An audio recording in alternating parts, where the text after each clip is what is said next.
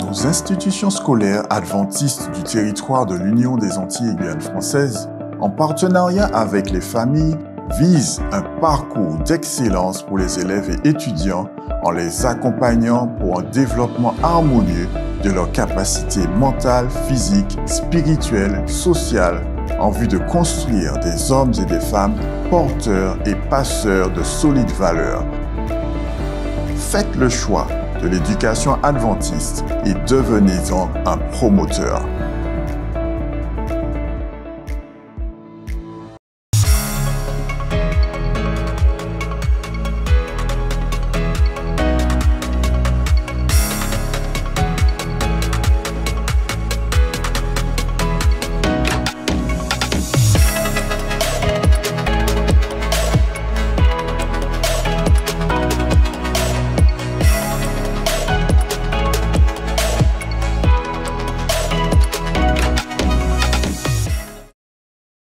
C'est la semaine de l'éducation, un moment mémorable et fort pour l'Église adventiste. C'est le moment pour nous de mettre en valeur tout ce que l'Église a à offrir en matière d'éducation et d'éducation adventiste. C'est pour cela que je suis très heureux de vous accueillir en ce jour. Le thème qui est retenu pour ce jour est tout simplement à la manière de Jésus. Vous savez comment certaines fois nous voulons faire les choses selon notre bon plaisir ou encore selon la manière que nous considérons les choses. Mais aujourd'hui, avec Marie-André Marcias qui va nous entretenir sur ce thème, je suis persuadé que cela va révolutionner notre manière de procéder, notre manière de faire, et particulièrement en matière d'éducation. C'est pour cela que je vous invite à lui accorder une attention toute soutenue et surtout à mettre en pratique dans l'éducation de tous les jours ce que nous allons entendre.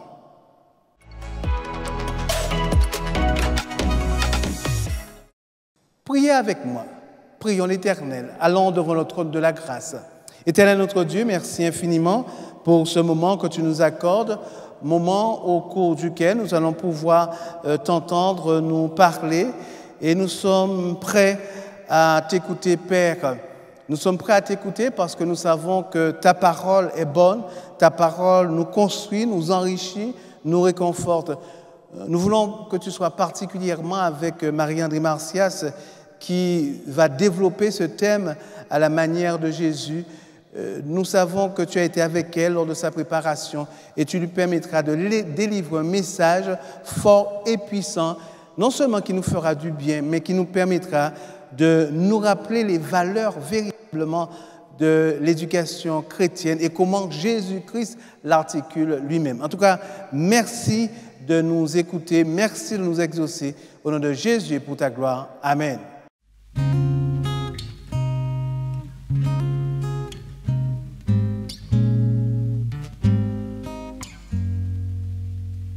J'ai suivi Jésus dans la plaine lorsqu'il guérissait tous les maux, qu'il brisait du péché la chaîne et soulageait tous les fardeaux, qu'il m'est doux de suivre sa trace en tout lieu. En tout lieu, en me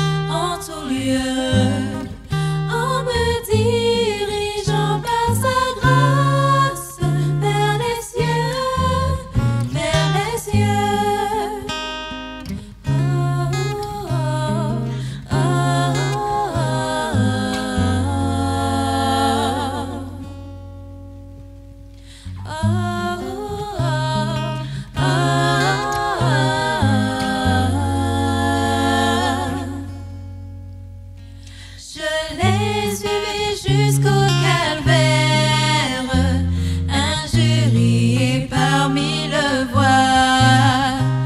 Il s'avançait vers l'adversaire, portant tout seul sa lourde croix. Qu'il m'est doux de suivre sa trace en tout lieu, en tout lieu, en me dirigeant par sa grâce vers les cieux, vers les cieux. Je le suivrai toute ma vie, où qu'il aille en triomphateur, jusqu'à la céleste patrie, où tout est paix, gloire et splendeur.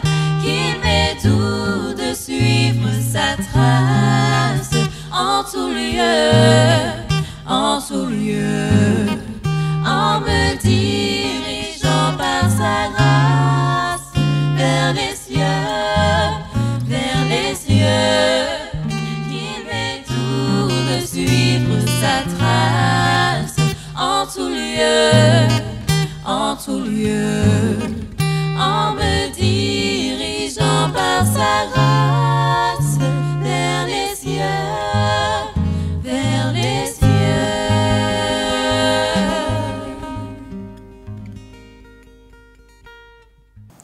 Bonjour, je m'appelle Grace, j'ai 20 ans. Je suis martiniquaise et actuellement j'étudie à Oak Ridge University en Alabama.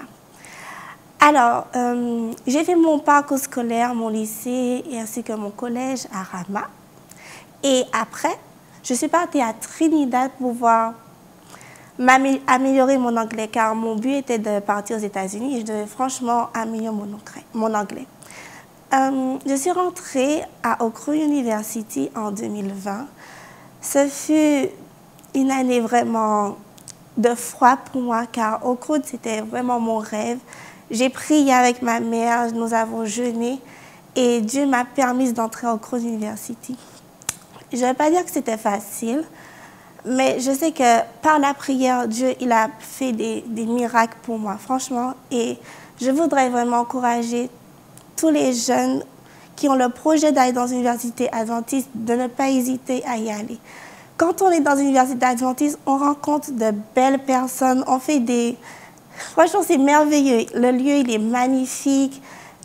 L'administration, le personnel, ils sont tous... Franchement, en fait, ils sont à la disposition et ils ont vraiment Dieu dans leur cœur. Quand j'ai pu intégrer Oak Ridge, j'étais dans ma chambre. Mais bon, je suis jeune, j'ai que 20 ans. Je me posais beaucoup de questions. Je disais, Seigneur Jésus, tu m'envoies à Oak Ridge. C'était mon rêve, mais c'est pas facile. Franchement, c'était vraiment pas facile. Sur le plan, c'est pas ma langue, premièrement, l'anglais.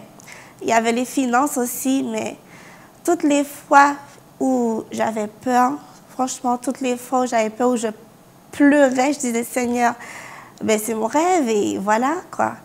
Ne m'abandonne pas dans mon rêve. Ben, il me rappelait tous les jours, franchement, tout le temps. Et toutes les fois où je doutais, ou toutes les fois où je me plaignais, je disais, Seigneur, je suis là, mais voilà, quoi, fais quelque chose. Il me rappelait le texte dans 2 Corinthiens 12, verset 4 qui dit « Ma grâce te suffit ». Et c'est dans ma faiblesse que tu deviendras fort, en fait. Et en fait, ça m'a fait comprendre que « Mais grâce, tu n'as pas à t'inquiéter. Ben, Dieu, il est là. » Et en fait, ce que tu appelles faiblesse, mais ce sont des forces pour Dieu. Dieu, il a fait beaucoup de miracles pour moi et franchement, il a fait des choses que je ne penserais pas. Et c'est vrai qu'on va dire que c'est qu'une université, mais quand on choisit d'aller dans une université chrétienne, mais surtout adventiste, Dieu, il fait au-delà. En fait, il mandate ta vie pour un but précis. Et franchement, je voudrais inviter, je ne sais pas comment vous expliquer, mais je voudrais vraiment inviter chaque jeune à vivre cette expérience. C'est vrai que quand on est jeune, on se pose beaucoup de questions, on se dit, OK, bon, ben, Dieu, il est parfait, et je ne suis pas parfaite, je n'ai pas une relation constante avec lui, telle personne, ben, elle a une relation constante avec Dieu. Mais il ne faut pas regarder à ça. Franchement, il ne faut pas se comparer aux autres. Parce qu'en fait, Dieu, il est un Dieu personnel, il est un Dieu intime. C'est vrai que peut-être, je n'ai pas de relation, franchement, tout le temps constante avec lui, mais toutes les fois où je m'agenouillais, je disais, Seigneur, tu me vois, il n'y a peut-être pas la nourriture que je veux manger, il y a l'école qu'il faut payer. Ah ben, il me répondait. Et c'est ça, c'est vrai, c'est ça que je vous invite vraiment à vivre cette relation de foi avec Dieu. Où mon Dieu, il me connaît pour ce que je suis et il avance avec moi petit à petit et ensemble, nous pouvons grimper les échelons. Donc ça, c'est mon histoire de Crud. Et je voudrais également dire que quand on choisit de mettre Dieu en avant dans sa vie, ben, en fait, tout est en notre faveur. Il y a rien qui nous sera impossible. Tous les bureaux, tout va s'ouvrir en fait. Moi, je suis française, je suis dans une université américaine. L'anglais, c'est pas ma langue natale. Ben, j'ai pu parler l'anglais. J'ai pu suivre tous mes cours. Le Seigneur, il a payé l'école pour moi parce que ben, ça coûte cher. Mais je ne me suis pas découragée par rapport au prix. J'ai dit, Seigneur, si tu m'envoies au CRUD, si tu me permets franchement de fouler le territoire américain, tu payeras mes études. Et chaque jour, il a payé, il paye toujours mes études. Il m'a permis de comprendre l'anglais et il m'a permis également de réussir dans ma filière. Parce que moi, j'ai un bac en sciences et techniques sanitaires et sociales. Je n'ai pas fait beaucoup de maths, je n'ai pas fait beaucoup de chimie, je n'ai pas fait beaucoup de physique également. Mais j'ai dit, Seigneur, je veux entrer en biomédical pour être médecin. Donc, tu me permettras de comprendre la chimie, la physique, les maths, parce que ce sont tes sciences. Et comme j'ai décidé de mettre Dieu en avant dans ma vie, ben, il a fait au-delà. Quand je suis arrivée au CRUD, j'ai eu d'excellentes notes en biologie, j'ai eu d'excellentes notes en chimie, de la biochimie, alors que je n'ai pas fait du tout de biochimie. Ce qui m'a valu d'être parmi les meilleurs élèves de l'académie dans ma filière. Et je ne m'y attendais vraiment pas. Et Dieu, il fait... Franchement, si c'est pour raconter mon expérience au CRUD, ça prendrait du temps, ça prendrait beaucoup de temps. Et en fait, limite, moi, comme je disais à toutes les personnes qui m'entourent, ce que Dieu a fait pour moi, c'est tellement grand que je n'ai pas envie d'effrayer les autres et qu'ils se comparent après à moi. Mais je vous invite vraiment à aller et à dire, Seigneur Jésus, OK, voici mon projet, donc qu'est-ce que tu fais pour moi? Et à le laisser ouvrir les portes pour vous, à le laisser vous émerveiller chaque jour et à ne pas avoir peur d'aller dans nos universités. Nos universités sont des lieux vraiment magiques où des miracles s'opèrent, où, franchement, en fait, c'est tellement beau que je ne peux pas expliquer. Il faudrait vraiment le vivre pour comprendre, mais des miracles s'opèrent dans nos universités. Et quand on choisit de mettre Dieu au centre de notre vie, premièrement, tout est possible. Tout est possible. Il n'y a rien qui ne pourra pas faire pour nous.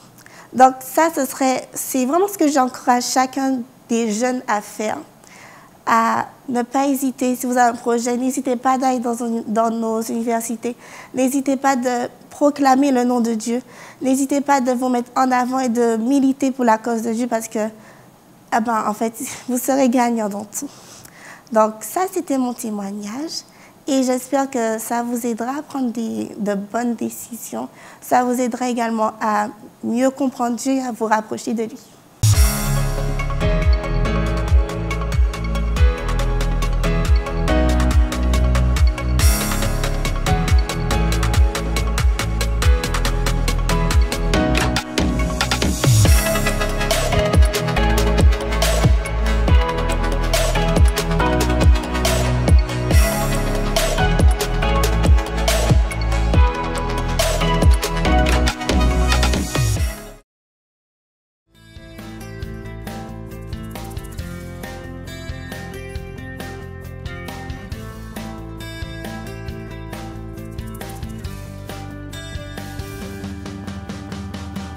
Nous voilà arrivés à la veille du terme de notre semaine de l'éducation 2022. Le message d'aujourd'hui est intitulé « À la manière de Jésus ». Ce message est préparé par Dr. Ella Smith Simmons, qui est la vice-présidente de la conférence générale. À la manière de Jésus. Je vous invite à prier avec moi. Merci Jésus, merci notre Dieu, parce que tu veux nous enseigner à être des éducateurs à la manière de Jésus. Aide-nous à comprendre l'essence du message que tu as pour chacun de nous ce soir. Nous t'avons prié dans le nom de Jésus et pour ta gloire. Amen. Nous vivons en des temps périlleux. Ellen White dit dans le manuscrit 87 de l'année 1886, « Se préparer pour le temps de l'épreuve est important.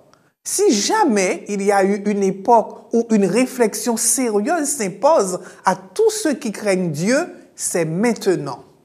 Il faut se demander qui suis-je et quels sont mon travail et ma mission en ces temps difficiles. De quel côté suis-je en train de travailler? Du côté du Christ ou du côté de l'ennemi?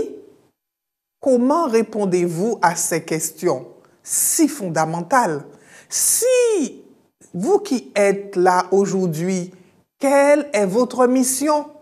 Les Écritures montrent clairement que Jésus représentait beaucoup de choses pour beaucoup de gens. Par exemple, pour le paraplégique de la piscine de Bethesda, Jésus était un physiothérapeute. Et nous trouvons cela dans Jean 5, les versets 1 à 9. Pour l'aveugle Bartimée, Jésus était un ophtalmologue.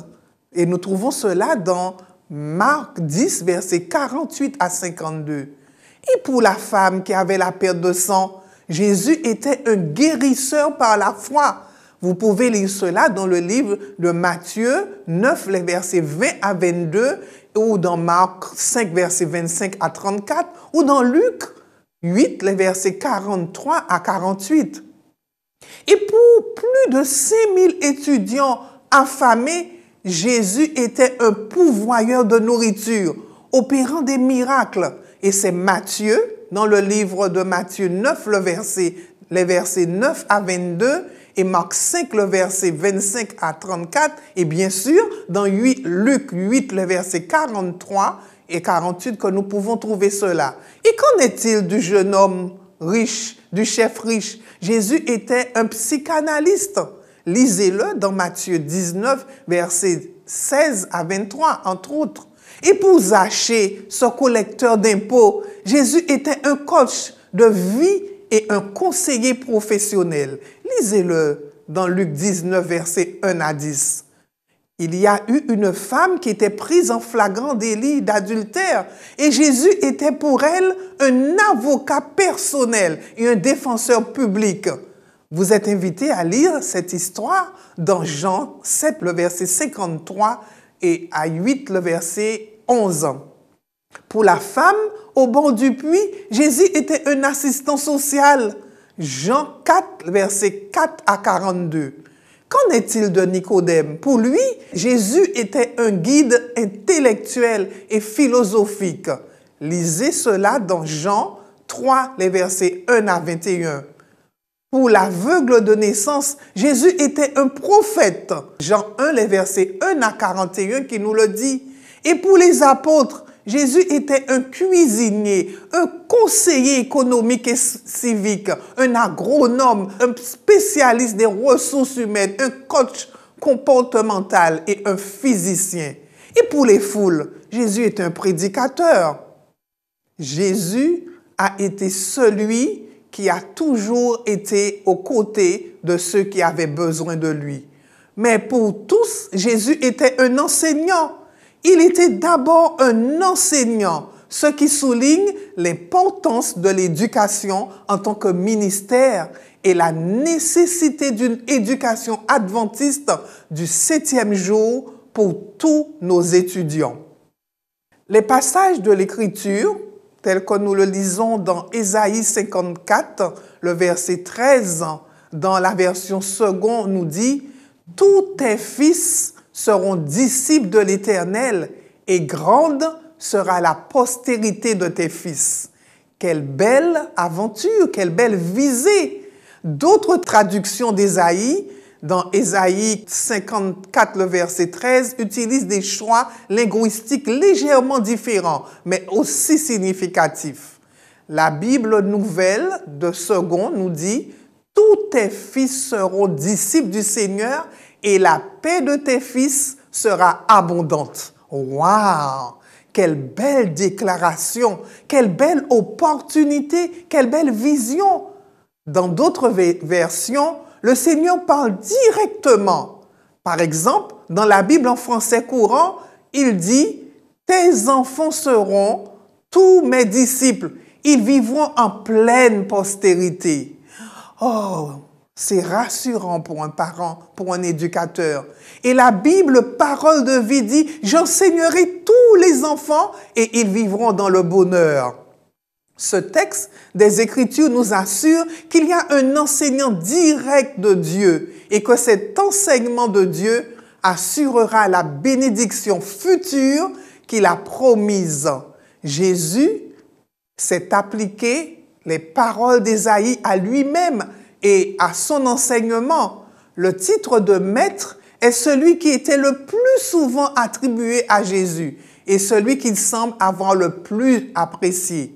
Le terme utilisé est didakalos en grec.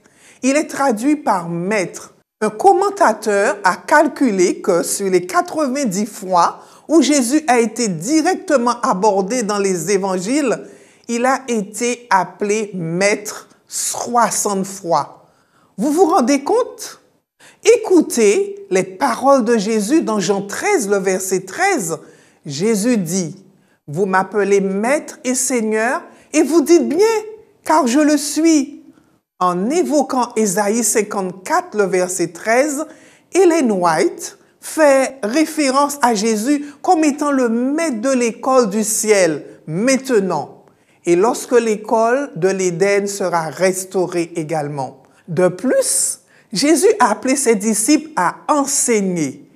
Il leur dit: « Allez, faites de toutes les nations des disciples, les baptisant au nom du Père, du Fils et du Saint-Esprit, et enseignez-leur à observer tout ce que je vous ai prescrit. » Ceci se trouve dans Matthieu 28, le verset 19 à 20. Dans le Nouveau Testament, un enseignant, didaskalos, est celui qui enseigne les choses de Dieu et les devoirs des êtres humains, celui qui est apte à enseigner. Cela inclut certainement l'enseignement de nos enfants et de nos jeunes. Le sage Salomon nous conseille: instruis l'enfant selon la voie qu'il doit suivre, et quand il sera vieux, il ne s'en détournera pas. Vous pouvez lire ce texte dans Proverbe 22, le verset 6. Quelle application faire? Francis Wayland Perkins est un éducateur pionnier aux États-Unis qui croyait, comme Ellen White, que l'éducation devait porter sur le développement complet ou intégral de l'individu, y compris ses capacités mentales, physiques et morales. Il essayait de personnaliser l'éducation en fonction de l'individu et était convaincu que l'éducation ne se limitait pas à la collecte et à la mémorisation d'informations, mais qu'elle devait avoir pour objectif de développer chez les étudiants la capacité de penser par eux-mêmes et de devenir des personnes sages et indépendantes, comme cela a été également montré à Ellen White. Un jour, après l'une des conférences de Dr. Parker, une femme lui demanda: « Quand puis-je commencer l'éducation de mon enfant? »« Quand votre enfant naîtra-t-il? » demanda Parker. « Naîtra, répondit-elle, mais il a déjà 5 ans. »« Mon Dieu, femme, s'écria-t-il, ne restez pas là à me parler, dépêchez-vous de rentrer chez vous. Vous avez déjà perdu les 5 meilleures années. » Waouh! Ne perdons pas de temps dans l'éducation de nos enfants. Avant même leur naissance, commençons à les éduquer dès le ventre de la mère. Jésus nous exhorte à rechercher le royaume de Dieu avant toute chose. Matthieu 6, le verset 33 nous le dit. Nous trouvons de bons conseils aussi dans Deutéronome 6, en particulier au verset 6 et 7. Et ces commandements que je te donne aujourd'hui seront dans ton cœur. Tu les inculqueras à tes enfants et tu en parleras quand tu seras dans ta maison, quand tu iras en voyage, quand tu te coucheras, quand tu te lèveras. Deutéronome 6, les versets 6 à 7. Le mot traduit ici pour inculquer signifie affûter, aiguiser. S'il y a donc un appel à la responsabilité de l'enseignement, il doit être clair et incisif. Les parents ont la lourde responsabilité d'instruire leurs enfants en matière de devoirs et de destinée, jour après jour. Les versets 6 et les versets 7 nous le disent, indiquent que cet enseignement doit être constant et pas seulement à l'école du sabbat, lors du sermon du service d'adoration, au club des éclaireurs ou à l'heure de la mission des jeunes adultes. Cet enseignement doit être dispensé chaque jour et tout au long de la journée. L'enseignement était au cœur du ministère de Jésus. Nous l'avons vu, partout où il était, il enseignait. Selon un commentateur, Matthieu rapporte à lui seul au moins 226 de ses enseignements. Cette section de Matthieu est organisée en 5 blocs d'enseignement. Et nous pouvons le lire dans Matthieu 5, les versets 7, 10, 13 à 18 et aussi Matthieu 5, le verset 23 à 25, qui démontre à la fois le contenu et les méthodes de son enseignement. Le sermon sur la montagne est le premier et le plus long de ces blocs d'enseignement. Tous les évangiles décrivent Jésus comme un enseignant de premier ordre. L'enseignement doit donc viser la transformation, la métamorphose, la conversion, la mort et la renaissance des individus et, à travers eux, des sociétés dans lesquelles ils vivent. Qu'a donc enseigné Jésus sur l'enseignement? Tout d'abord, nous voyons que le contenu de Jésus était axé sur l'identité de Dieu. Deuxièmement, sur le caractère de Dieu. Troisièmement, sur le devoir de l'humanité envers Dieu et envers les autres, le cœur de toutes les disciplines. Nous avons un super modèle dans le sermon sur la montagne et des béatitudes. Les méthodes d'enseignement préconisées par Jésus sont adaptées au contenu et aux apprenants. L'une des plus évidentes est que Jésus a clairement reconnu et répondu à ce que nous avons appris à connaître sous le nom d'intelligence multiple ou différentes manières de percevoir, de connaître et d'apprendre. Ce qui exige de connaître et de prendre soin de chaque étudiant personnellement. L'éducation adventiste du 7e jour est modelée sur la manière de Jésus. L'éducation adventiste du 7e jour est fondée sur les Écritures, sur les conseils prophétiques également. Les 28 croyances fondamentales de l'Église adventiste du 7e jour est conçue pour suivre la manière d'enseigner de Jésus. Notre philosophie de l'éducation adventiste est claire. L'éducation, considérée dans le contexte du grand conflit entre le bien et le mal, est un ministère impliquant le foyer, l'Église et l'école. Au sens le plus élevé, l'œuvre d'éducation et l'œuvre de rédemption ne font qu'un. L'éducation adventiste du 7e jour est un impératif divin et non une option privilégiée. Elle est au cœur des processus rédempteurs de Dieu. Dans l'idéal de Dieu, tout son peuple devrait faire l'expérience du pouvoir transformateur d'une éducation centrée sur le Christ. Une telle éducation favorise le développement harmonieux des facultés physiques, mentales, émotionnelles, sociales et spirituelles. Elle s'adresse à toute la personne d'une manière globale et s'étend sur toute la période de l'existence accessible aux êtres humains, y compris l'éternité. Waouh!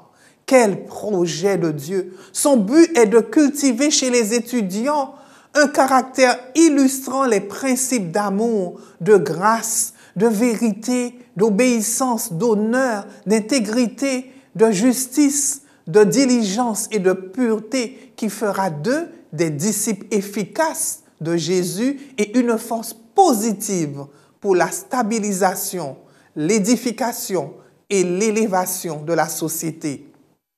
La source de cette éducation a pour fondement la parole de Dieu.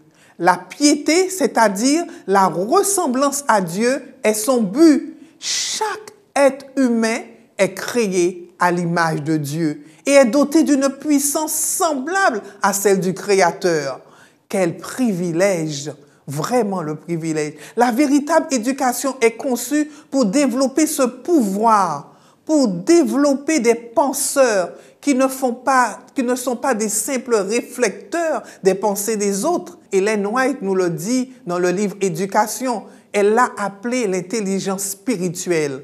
Elle a observé que s'il y avait plus de prières parmi nous, plus d'exercice d'une foi vivante et moins de dépendance à l'égard de quelqu'un d'autre pour avoir une expérience pour nous, nous serions bien plus avancés que nous ne le sommes aujourd'hui en matière d'intelligence.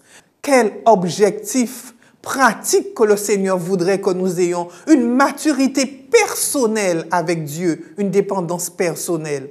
Dieu cherche aujourd'hui des jeunes qui veulent œuvrer pour lui, au sein des institutions scolaires, au sein de l'Église, au sein des fédérations missions, dans le pastorat, au sein de l'enseignement, mais aussi du personnel non enseignant.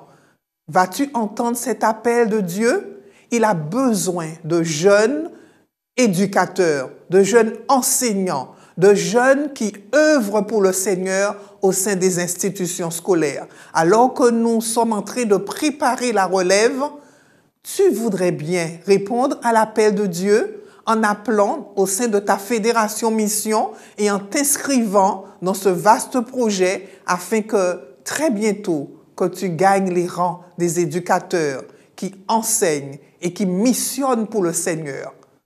À ces fins d'éducation chrétienne adventiste du 7e jour, exige la participation des familles, des membres, des dirigeants de l'Église et des éducateurs qui croient que toute connaissance véritable et tout développement authentique ont leur source en Dieu.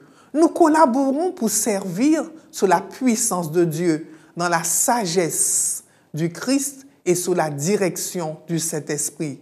Nous cherchons à inspirer aux étudiants un engagement passionné envers le message et la mission globale de l'Église adventiste du 7e jour, en les amenant à atteindre les plus hauts niveaux d'intelligence spirituelle et de réussite scolaire. À ce stade, je loue le Seigneur pour les réussites académiques au sein de nos lycées de Guadeloupe et de Martinique, qui ont une bonne réputation et qui ont un parcours visant l'excellence. Que Dieu bénisse ces institutions. Pour les collèges également, que le Seigneur bénisse nos institutions scolaires et tous ceux qui y œuvrent, afin d'accompagner les élèves, non seulement vers un parcours académique, mais aussi un parcours qui les conduira vers le ciel. Nous nous engageons à donner l'exemple et à fournir aux étudiants des voies de progrès continu dans l'expansion académique, physique, mentale, émotionnelle, sociale et spirituelle, les faisant progresser aussi vite et aussi loin que possible. Et cette semaine, j'ai été particulièrement heureuse de savoir que nos institutions scolaires ont cette vocation, ont cette mission de pouvoir tirer vers le haut les élèves, et particulièrement le lycée La Persévérance de Broissard et la cité scolaire de Rama. La mesure de l'efficacité de l'éducation, c'est-à-dire ce que Jésus a enseigné sur l'enseignement, n'est pas seulement la qualité des connaissances que possède un individu, mais ce qu'il est en tant qu'enseignant, ce qu'il vit également, ce qu'il transpire aux enfants et aux jeunes. Elle est fondée sur l'amour, la foi, la piété de vie de l'enseignant.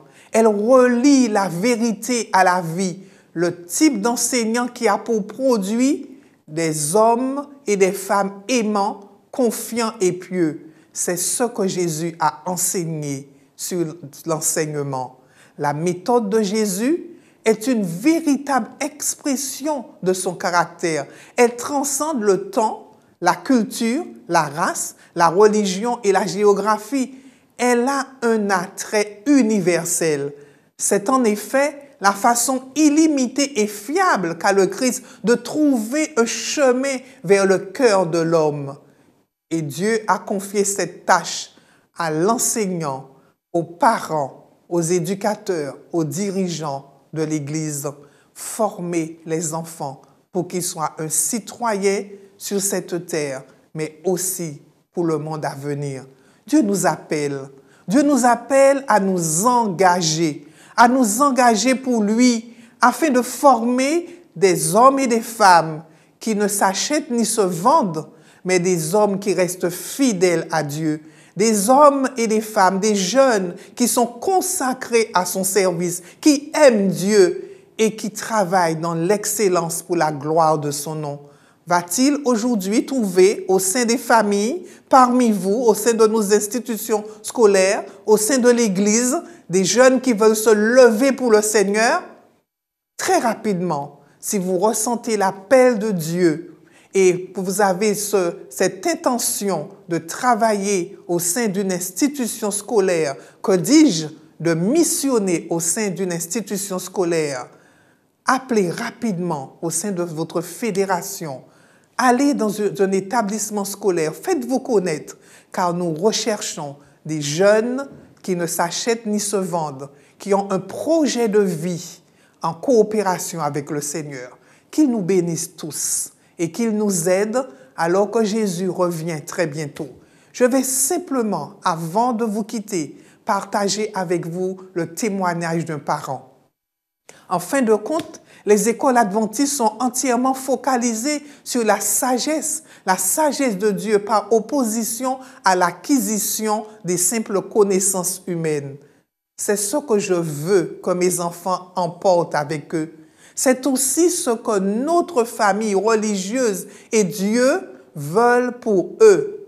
Le sage l'a bien dit, voici le commencement de la sagesse. Acquiert la sagesse avec tout ce que tu possèdes.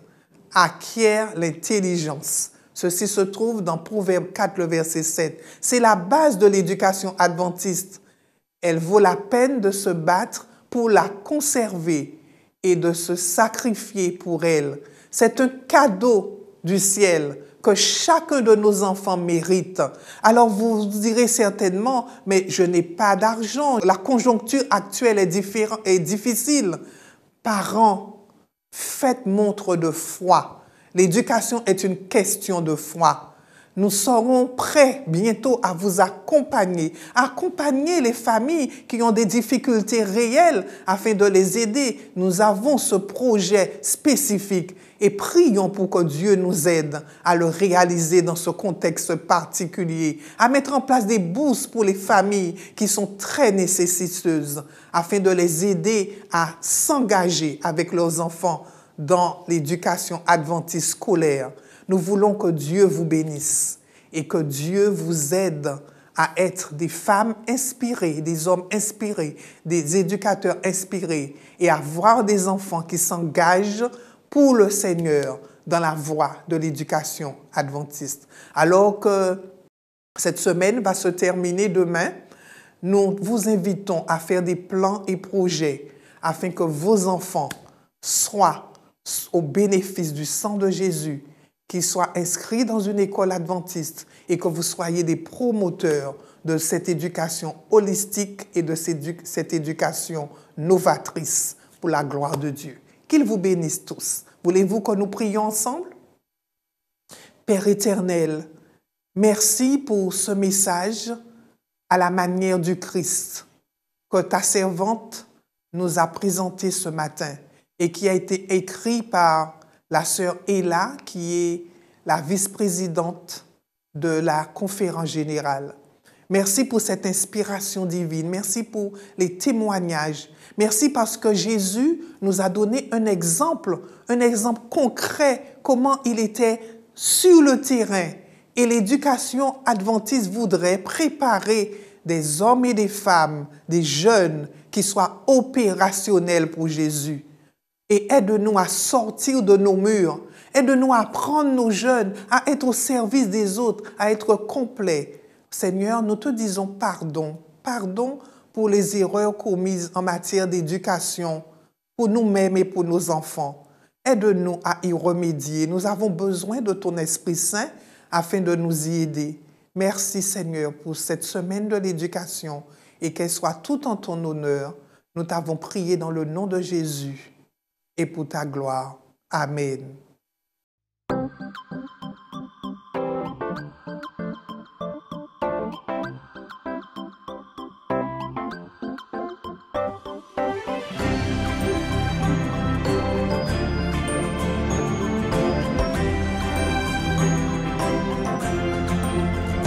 Moi j'irai, oui j'irai, j'irai où tu me conduis, je suivrai chacun de tes pas.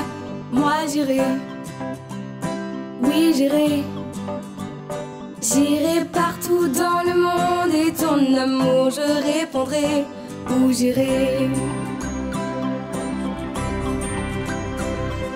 Les signes que je vois me disent que Jésus revient. Il reste peu de temps, il faut parler. Le monde a besoin que nous unissions tous nos voix. Viens dis avec moi, oui j'irai.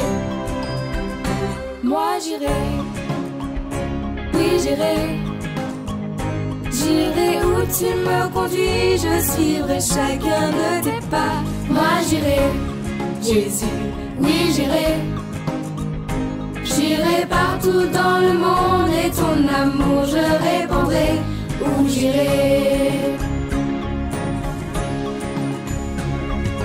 Ouvre donc les yeux et regarde tout autour de toi. Bien des gens voudraient rencontrer Jésus. Élève tes deux mains et réponds de tout ton cœur. Je veux te servir et j'irai. Moi j'irai, oui j'irai, j'irai où tu me conduis, je suivrai chacun de tes pas. Moi j'irai, oui j'irai, j'irai partout dans le monde et ton amour je répondrai, où j'irai. J'irai où tu me conduis, oui mon Jésus, je te suivrai.